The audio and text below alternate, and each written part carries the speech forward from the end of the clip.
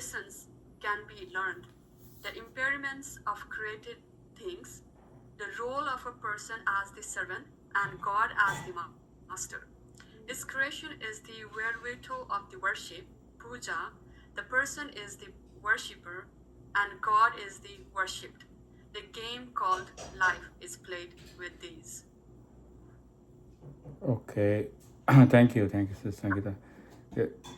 So the example of rain, that when it is downpour, it really, the cloud, the water, and then everything comes together. The unison aspect is emphasized there. That also it talks about the impermanence of the created things.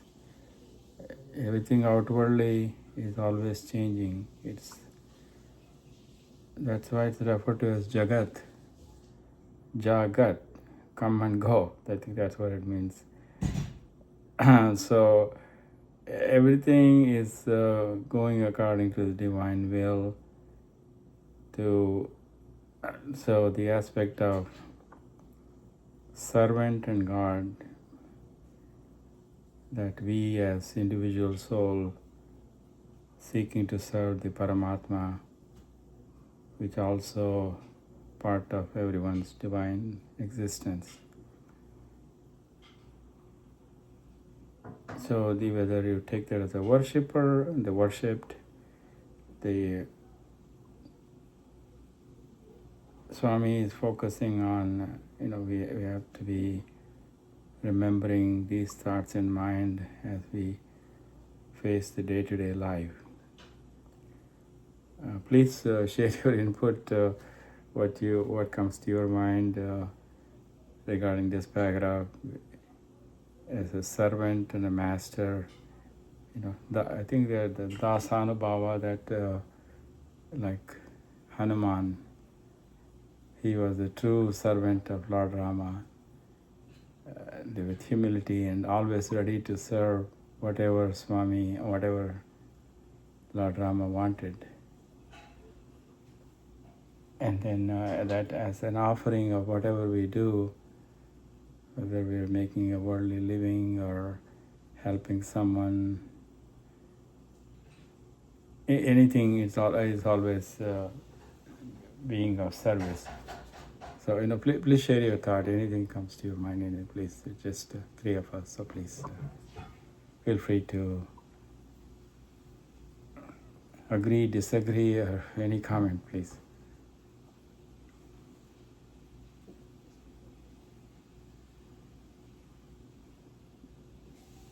It is supposed to be a study circle, so we need the input from everyone. So it's yeah. Sister Sangeet? Yes, please. Yeah, I'm sorry. My understanding is it talks about the union, right? So when we need to accomplish something, we should be union. Like our mind, thoughts, and deeds should be aligned. That's how it is symbolizing, I believe. Like here it says the first sentence: when the rain comes, the earth and sky are one, and the shitty downpour. So it is, as Swami says, like it is teaching us to be united, and it's also we can learn the lessons here, like only being as a, like servitude to God, then we can be we can have that kind of united feeling. We are trying to understand the master's plan, I believe, and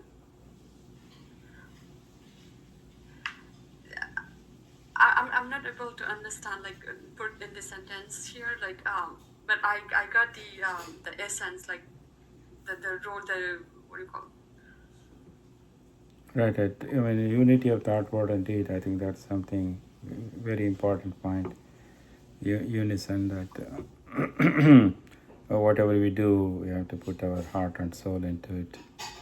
Which the next chapter title goes there. Thank you. Please go ahead, please. Yeah. Yeah, I was also saying, like, is he trying to mention like the God as the master? Is he referring to the Atma as a master, or like, how do we see in this paragraph, like, Uh, the role of a person as the servant and the God as the master? So whom we are serving like our individually, like, I mean, at the end, like we are trying to realize ourselves, right, like our Atma. But in I'm not able to understand the impairments of created things. This particular sentence. I think yes, we are trying to understand our Atma. The this Jivatma is the servant serving the Paramatma, the universal consciousness. In other words, to me, if I am alleviating suffering of someone else, that's the mandate the universal conscious wants me to do, to follow that Satya and Dharma. Those are the twin banks of the river we have to run through this life. Always be truthful, always be kind, always be doing the right thing. So it's one aspect of that service is to play that master or servant, that we are serving the divinity in the other person. That's the way I would look at it. In a big picture, this paragraph itself, it is, we talked about Hanuman and Rama. Even when Hanuman was asked, "Who are you?" he said, "At the body level, I am the servant of Rama. At the mind level, I am a friend of Rama. At the Atmic level, I and Rama are one." So as we elevate our understanding, as we increase our soul consciousness to get there, then that samastha loka sukhino bhavantu aspect comes into play. Do what's needed. Many times it may be just being silent, it may be encouraging words, those kind of things. Brother, any thoughts to share, please? Help us. Yeah, Sairam, everyone. Sairam. I feel that we need to surrender to God in order to have our life a sweet journey throughout this lifetime. Surrender is very important. Then there's wisdom. Swami teaches that wisdom is to ask yourself, who am I? What is the purpose of life? Is it drinking, walking, talking, sleeping? No, it's not all that. It's a devotion that every action that we undertake, we surrender to God, so that He will do. He's the doer, not us. So that in our positive manner, we carry out our life in a divine manner throughout this lifetime. Sairam. Sairam, yeah, beautifully said that surrender and then purifying our actions. Yeah, I think that's that unison. The first sentence talks about when the rain pours, earth and sky become one. Same way, when we are serving, we get lost. We are serving ourselves, so to say. As Brother Ernie also pointed out, excellent points. Okay, perhaps we go to the second paragraph, please, and then. The second paragraph says, people must be happy that the highest Lord Purushottama has placed around them newer and newer materials for serving Him and gets the worship of Him done in various forms. People must pray for newer and newer opportunities and exult in the chance that their hands receive. This attitude gives immeasurable joy. To lead a life suffused with this joy is indeed bliss. Thank you. Yeah, to me, when life becomes mundane and routine, there's no new challenge to experience that God's presence. So, after Mahabharata war is over, Krishna asks Kunti, "What do you want?" He said, give me more suffering so that I can think of you all the time. So only when we face new challenges, then we think of God to, as Arnie pointed out, surrender part, that help me in this situation. I'm making human efforts, but it's beyond me now. You are the doer. I recognize you are the doer, everything happening through, I'm just only an instrument. I think Swami is saying more we invoke the challenge so that we can continue to refine our Atma, so that the unshakable faith in Swami gets stronger and stronger. Please share your thoughts, Sister Sangeeta, and also Brother Ernie. Should we ask for more challenges, or say, okay, I'm happy that you don't give me any more trouble? What should we? What Swami is saying? Do you agree, disagree, or it's okay? What? I do agree. So as you mentioned, like sometimes we feel very mundane and boring, right? Doing the same stuff. Maybe Swami is saying like you can pray or worship me in a different forms and using a different techniques or worship ways, or like it. But my question, my mind, the question came in my mind saying like everything is his creation, right? So why we need to use those pujas to for him to like are we doing to please him? Like, what's the significance of doing those pujas and all? One way to look at that is all that five sensory organ is always looking outwards. So, although everything happens for divine will, as Swami says, but because of our sense perception and orientation towards the outside world, we are not following the dharma. We are not following the right, the right action in that particular situation. Personal desire and then evil desires kind of takes it over. So the satsang, sadhana, all these are needed to keep it focused on, go inward, not take charge of the mind, take charge of all the senses. I hope that is some guideline, Sister Sangeeta. Okay, so we are taking this as a replacement of the other unwanted deeds, right? Yeah, I mean, we all have these three qualities, right? Rajas, Tamasic, and Sattvic. So, since we live in this world with our food habits, with our company we keep, everything, mostly it's Rajasic. Sometime on weekend maybe Tamasic, getting more sleep, not interested in anything. So whereas Sattvic is supposed to be, thinking of God, developing that strong connection to Swami, and also being mindful of help ever, hurt never. So as long as we are living in this body, we have to keep doing the right thing. So we finish all our karmas, which is so I think there are three levels, right? Sanchit karma, accumulation. Prarabdha karma is what we chose to take care of in this life, this body. And Kriyamanya karma, we're creating new activities. So if we take on Brother Ernest's guidance that surrender, then we still have to make the right action in that situation, whatever it is.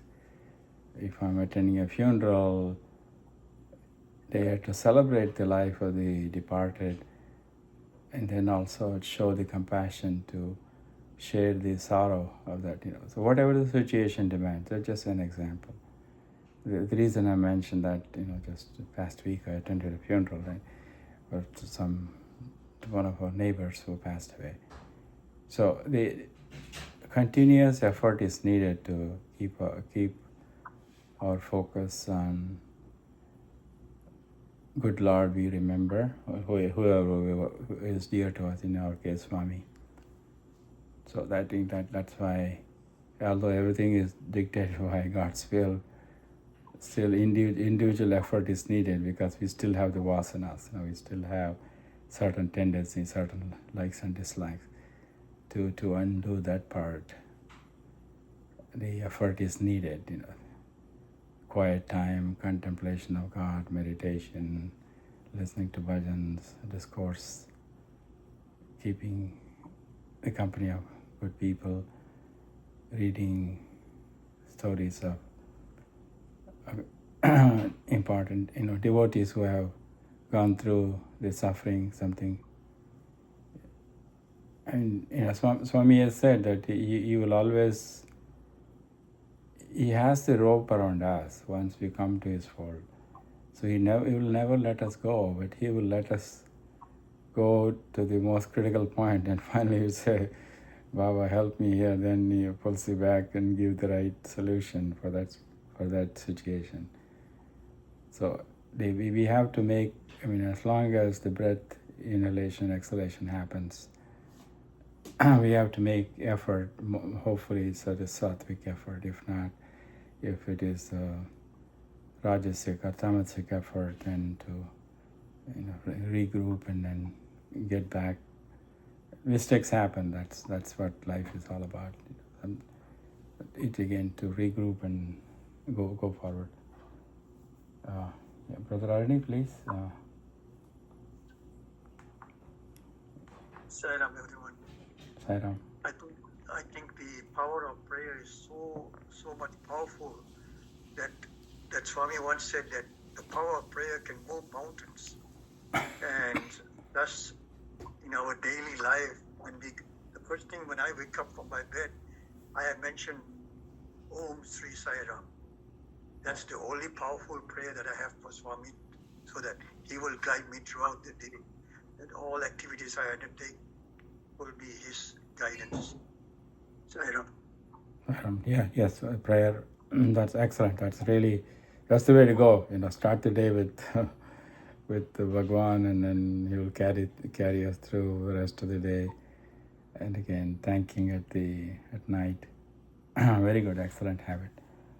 Okay, let's move on to the next paragraph, please. And before we move on to that, yes, please, yeah. Uncle, yeah, please. When you say like a prayer, like maybe I feel like I'm not doing it in a right manner in the sense, like when we talk about the prayer, like are we talking about the chantings? Are we talking about the way we do the pujas? Like what exactly we are talking about? Or are we asking something? Or like for me, like I feel like prayer is like talking to him, like, but it might be something different. So I was just wondering, like, what it exactly is. Prayer means to Swami is that, when you wake up in the morning, you do your prayers, asking Swami for his guidance. That whatever you do, it is his will. So that whatever, you undertake in your daily life, going to office or doing cooking or whatever you undertake, it's all his guidance at the end of the day. Sairam. Thank you, Brother. Yeah, prayer is also conversation with God. So there's no one set prayer, that Muslims prayers in a different way, Jain prays in their own way, and we may say Om Sai Ram, or some people do Rudram, some people do Gayatri, some people like Hanuman Chalisa, some people keep fasting, some people do Archana, detailed Abhishekam, all that is there. I think the key measure is that are we getting rid of all the negative emotions within us? So any prayer which helps in that process, to me, is a good prayer in terms of am I jealous, am I angry, am I, exhibit rudeness, as opposed to do I have a cooperating attitude, do I have a, that. So whatever helps you to focus on Swami, like Brother Arnie starts the day with chanting Om Sai Ram. So that's good. I mean, whatever works for you, Sister Sangeeta, that is if you like idol worship, you like chanting, you like sitting in meditation, all that gets you to the same point. It's simply shifting our focus from body consciousness to the divine consciousness, so that we do the we do the right thing as situation presents before us. I hope that helps, Sister Sangeeta. Yeah, it does. All right, let's go to the next paragraph of chapter 8, third paragraph, please. Yeah. Whatever is done from sunrise to sunset must be consecrated, as if it is the worship of the Lord. Just as care is taken to pluck only fresh flowers and to keep them clean and unfaded, so too, ceaseless effort should be made to do deeds that are pure and unsullied. I guess we just spoke about this. Yes, that's right. Yeah. That, I mean, the purity of heart, the pure action. I think that is really. Someone else joined. If you're welcome to share your thoughts and comments. The chapter title is "Consecrate Every Act as Worship of the Lord." In other words, everything, like we select special flowers to offer, everything is God oriented, then we receive maximum benefit. So okay, we can go to the next last paragraph, please. If this vision is kept before the mind's eye every day and life is lived accordingly, then it becomes one long unbroken service of the Lord. The feeling of I and you will soon disappear. All trace of self will be destroyed. Life then transmutes itself into a veritable devotion to the Lord. Hari Parayana. I am the worshipper, Sevak. The world is the offering. God is the master who is worshipped. When one attains the stage of thought, feeling, and action, and all the difference between mine and thine disappear. Thank you. Yeah. That I and mine is connected to the body identification. So the selfless aspect is it's what comes to my mind in terms of consecrated activity as an offering to the Lord, whether we play the role of servant and the Lord, and the whole idea is how selfless the action is. That is the key, I think. Please share your thoughts, please.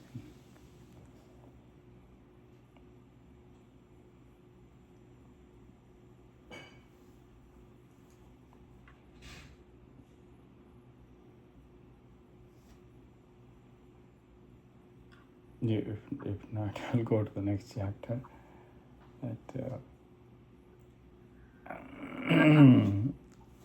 Yeah. Are we going to next? Yeah, let's go to the chapter 9. So maybe I think we have said enough on chapter 8. Excuse me. Chapter 9. Fill every deed with service, devotion, and wisdom. There is no distinction between devotion to God, that is bhakti, and spiritual wisdom, jnana. Just as materialization, saguna, becomes formless, nirguna, devotion becomes spiritual wisdom. I don't agree that dedicated action, karma, the devotion, and spiritual wisdom are separate. I don't even like to classify one of these as a first, the other as the second, and the next as the third. I don't accept a mixture of all three or even a merger of the three. Dedicated activity is devotion, and devotion is spiritual wisdom. Yeah, as we in this Godward journey, we there are three paths, right? Karma yoga, which is action, and then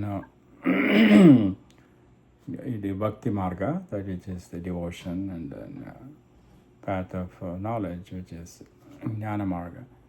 So Swami doesn't put one, that you follow one or the other. I think our individual makeup dictates which one may be more dear, but all three is needed. Devotion to God is needed. That with that devotion, then we are serving the divinity in other person, the service aspect, then to realize that union, that we are all serving ourselves, we are all part of the divinity. So that is, he merges all the three, and then I think to me always devotion has been the strongest, and then with that, once I go with that, the feeling of everything tu hi, that's one of the famous songs. That means you, only you, only you, only you. Then that means then so is everyone. So then the devotion transcends into selfless action, and then the union is that oneness, that is that wisdom. So all three happens that way. Sister Sangeeta, please go ahead. Yeah, I was thinking the last line says like dedicated activity is devotion, and devotion is a spiritual knowledge, spiritual wisdom. I was not getting like someone might be a very devoted, right? They have lots of devotion towards the God, but that doesn't mean like they are like wiser, or like they have jnana, like those spiritual knowledge, unless someone have read the book, or like they can retrieve all the knowledges that they read. Or so how do we I mean, that's what I feel like. I'm personally like, I may have the devotion, but I don't have that spiritual knowledge. I don't have that wisdom that's supposed to, the one spiritual person supposed to have. But the spiritual wisdom, to me, is that to experience that peace. When we conclude our satsang, we say Om Shanti, Shanti, Shanti. Peace to the body, peace to the mind, peace to the soul. So with the deep devotion, many times people forget, because the devotional ego kind of that doesn't translate into being nice to people. Saying, wait. I just took shower. I just did the meditation. Don't come near me. Don't touch me. That happens in India, where we have priestly class. We can, we're not even allowed to go in the main sanctorium. We have to stand outside to do our devotion, right? Some temples you have to remove our shirt. Then they can see whether I have a sacred thread to go in. And none of this happened at Swami's place, so that's one of the things I liked into it. So devotion translating to wisdom is that, am I equating that to, am I being nice to the person, whoever I'm dealing with, or am I showing my attitude? So no amount of devotion, I just did Rudram, for example, and then when I'm yelling at the person in front of me, that didn't translate into wisdom. So that's the way I see the difference. Please, Brother Ernie and anyone else. And how do we transcend the devotion to wisdom? I think the question. So, to me, that tranquility, peace. Am I peace with myself and peace with the person I'm dealing with? then the wisdom is there because I'm recognize that divinity in that person. The wisdom is there. Sairam, So, taking into consideration the wisdom part of it, every action that we do, we have to be mindful of what we are doing in a positive, very positive manner. Swami is always mentioned that he is always there for you whenever you need him. You may say that you have left Swami, but Swami will say, no, you are still with me. I have not left you. You are with me. So that kind of a devotion, we have to carry on with Swami, with what Swami has taught us. Sairam. Sairam, thank you. Yeah, the positive attitude is key. So thank you. Sister Sangeeta or anyone else?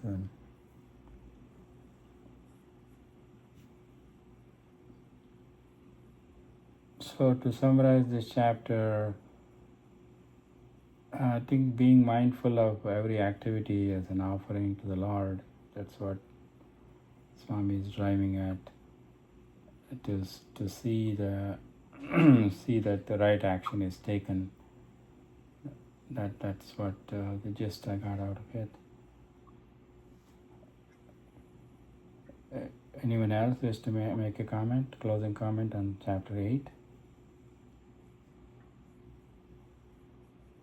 Uncle, can I read Yeah, please. the other? Yeah, please. The second? Yeah, Swami has given the example on the second paragraph. He says, a block of Mysore pak, a sweet made of chickpeas flour. Oh, sorry. We didn't read the first paragraph. Sorry, I was just only summarizing chapter 8, that consecrated action. Now the chapter 9 starts. Fill every deed with service, devotion, wisdom. Before block of Mysore pak is that the first paragraph. There's no distinction between. If you can read that, please. Okay, I'll read it again. There is no distinction between devotion to God, bhakti, and spiritual wisdom, jnana. Just as a materialization, saguna becomes formless, nirguna, the devotion becomes spiritual wisdom. I don't agree that dedicated action, karma, devotion, and spiritual wisdom are separate. I don't even like to classify one as these as first, the other as the second, and the next as the third. I don't accept a mixture of all three, or even a merger of the three. Dedicated activity is devotion, and devotion is spiritual wisdom. Yeah, now you can go ahead. Yeah, please. Yeah, block of. Yeah, go ahead. Yeah. Of my pak, a sweet made of chickpea flour, has sweetness, weight, and shape. The three cannot be separated, one from the other. Each little part of it has sweetness, weight, and shape. We don't find shape in one part, weight in another, and sweetness in third. And when it is placed on the tongue, taste is recognized, weight is lessened, and shape is modified, all at the same time. So too, the individual soul, Jiva, the Atma, and the Supreme Lord, Parmeshwara, are not separate. They are one and the same. Therefore, each individual deed must be full of the spirit of flawless service, seva, divine love, prema, and the spiritual wisdom, jnana. In other words, each group of life's activities must be saturated with the dedicated action, devotion to God, bhakti, and spiritual wisdom. This is verily the yoga of the Supreme Purushottama yoga. It has to be acted in practice, not merely spoken in words. Spiritual discipline should be done constantly with an ever-expanding heart full of devotion and spiritual wisdom. The sweetness of a nectar of Lord's name in the charm of life. The eternal joy derived from the name is akin to the external joy of the outer life. Thank you. So again, it's a all three is needed: the devotion, action, and wisdom to experience that sweet nectar of joy. So he uses the word Jiva and Atma and the Parameshvara. The Jiva to me is referring to the individual soul. The Atma is all. I don't see a difference between Jiva and Atma. To me, it's one and the same. I'm only looking at Atma and Paramatma, the Parameshvara aspect of it. So the end result is to experience the joy in bliss. So this the sweet Mysore Pak, how it's shaped, how much it weighs, all goes away once it's tasted. So the fruits of our devotion, service, and feeling that unity with the Paramatma is the joy we'll derive. That's what he's saying. Please share your comments or thoughts.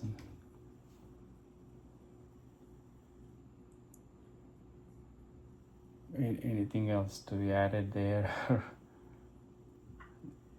Sairam, sister, Brother Ali. To me, I feel that the path of sadhana for all of us is that you take the 5 pillars, as Swami has mentioned: Satya, Dharma, Shanti, Prema, Ahimsa. All these 5 are all integrated in one way or another in our spiritual path. Sairam. Yes, right. That the five pillars is used in the 3 way of expressing that devotion, service, and wisdom. All these 5 human values are needed to have a purified action. Sister Sangeeta, anything? This is Priscilla. Can I just say something? Yeah, Sister Priscilla, please. I didn't know who it was on the phone, so no, I didn't. Please. Yeah, I'm the one on the phone. I don't know how long I can be on the phone. But related to Sangeeta's question about you could have a lot of devotion, but without the knowledge, is it complete? I think this chapter answers your question, Sangeeta, because Swami, in his inimicable way, uses metaphors, and he uses the metaphor of a sweetmeat, right? And he says, the sweetness, the weight, the shape, all 3 come together. And in my understanding, it relates to what you were asking, like the devotion, the knowledge, the selfless service, right? It's the same. It doesn't matter how much of any one, but it's that how the sweetness to me sounds like the sweetness of your love for Swami, and that can overcome a lack of knowledge. It can overcome a lot of things. That's how I'm looking at it, and also comparing, like, do you have enough knowledge? Like, I do not have Sanskrit knowledge, and I'm okay with that. It doesn't interfere at all with my love for Swami. Everything I read in English, and I'm fine with that. It took me a long time to come to that place, because you compare, like, when you go to center, people use like very sophisticated Sanskrit words and all of that, and they may have been raised in families where that was common knowledge. I was not. And so what I'm saying is there was an acceptance of who I am, and a non-judgment. I didn't compare myself to other people, and my focus was central on Swami, and continues to be. And that's all that matters to me. So I hope that helps you. I know I'm been long-winded, but I was, trying to sort it out in my head, because you ask a very good question. Thank you, sister. This question came in my mind just before we came to this satsang, because like one guy is trying to, initiate the sadhana or something like he's doing in a very big level, and he was saying like if only those people who are ready with the mind, body, and jnana, that's what he's mentioned, and I was like, okay, I'm ready for my mind. My mind is ready. My body is ready. Like, but I don't think I have a jnana to, like, we need to get those kind of, be in that part of event. So that's how this question came up. But you clarified very beautifully, sister. Thank you so much. Really appreciate it. Sairam, and just think about it in Swami terms, right? If you're lacking one of those, but that word lacking is your conceptualization, Swami would not see that as lacking. Swami is non-judgmental. He makes no comparison. So imagine being at his feet and I'm using the word lacking, but I mean like you don't have the knowledge. You think he's going to send you away. He won't. That's not who Swami is. We in our human form make these comparisons and all that, and we're using our human mind to understand a very sophisticated spiritual term, So yeah, you are fine. Whatever you do, you are fine. Just remember that. Sairam, Keith wants to say something. Turn it around. Yeah, Brother Keith, please. Go ahead. Yeah. Yeah, go ahead. Please go ahead. Yeah.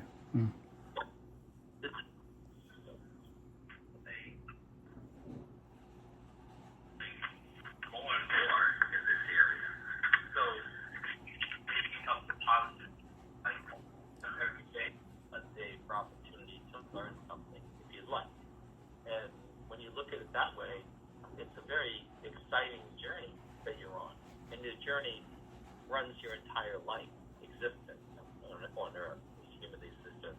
So I always look at it that way. Not the glass is half full and 3/4 full. Every day is an opportunity to pick up something unique. That whether it's Sanskrit words or whether it's something else that will benefit you, will show your love to Swami, for others.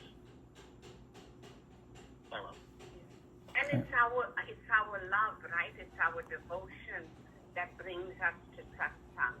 It's not like, like I didn't even read it completely. In any case, when I read it on my own, it's not as great as when I'm in satsang. Because in satsang, like, look, the way we interacting with each other, it's so rich, and I get new ideas and so on. But that's why we come. We come gain the knowledge.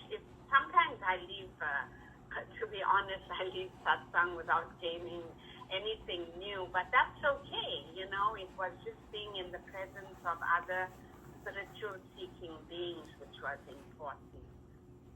Sairam. Sairam, thank you, Sister Priscilla and Brother Keith. Yeah, that's I think the key thing is our love for Swami, and then nothing is lacking in any one of us. It's just a process. The monkey mind puts limitations or questions. So even when somebody makes a negative comment, we have to ignore that. And if we ignore the comment, it doesn't affect us. So thank you for that. It's already past 2 o'clock. Sairam, I'm not sure.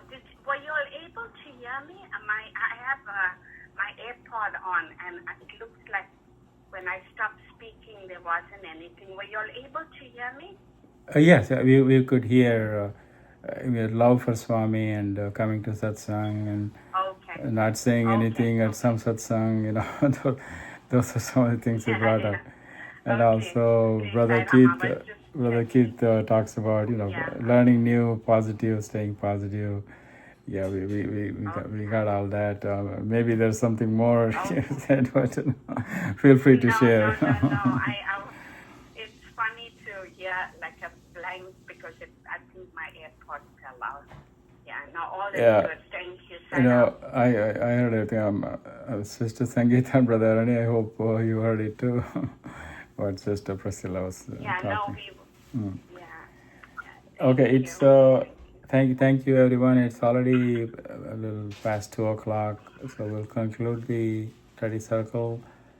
I don't know if you're doing bhajans. I won't be able to stay, but I will log off. I will close it by 3 Om. So we only did a chapter, 2 chapters. So we'll continue next week. Thank you, everyone. Sai Ram. Om Shanti. Saram, Shanti. Shanti. Shanti. Okay, Shanti. So I will log off. If you are staying for bhajan, please continue on, please. Okay. I have my grandson is visiting now, so I have to go. Sorry. So thank you. We'll continue as well. Sayonara, If it's okay with everyone, can I sing the first bhajan because I also need to go.